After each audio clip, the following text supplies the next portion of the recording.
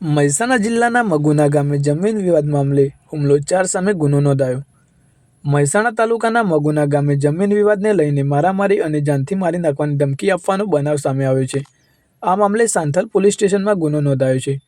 Police ફરિયાદ મુજબ તારીખ 19/2/2026ના રોજ બપોરે આશરે 1 વાગે મગુના ગામે દુધિયા કુવા નજીક રોડ પર ઘટના બની હતી. ફરિયાદી રણુભા ભરતસિંહ પ્રભાતસિંહ ઝાલા એ નોંધાવ્યું છે કે જમીન બાબતે લાંબા સમયથી ચાલતા વિવાદ અને કોર્ટ કેસના મુદ્દે આરોપીઓ સાથે તણાવ ચાલી રહ્યો હતો.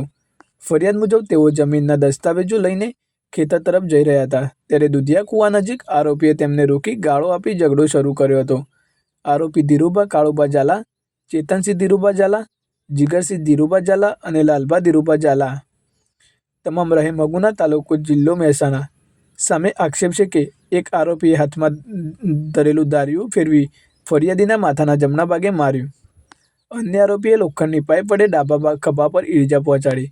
એક આરોપીએ ધોકો લઈ હુમલો કરવા તત્પર થયો તેમજ જમીનમાં પગ મૂકશો તો જાનથી મારી નાખશી એવી ધમકી આપી. આ બનાવ અંગે સાંથલ પોલીસ સ્ટેશનમાં ભારતીય ન્યાય સંહિતા 2023ની કલમ 115(2), 118(2), 351(3), 352, 54 તેમજ જીપી એક્ટની કલમ 135 મુજબ ગુનો નોંધાયો છે.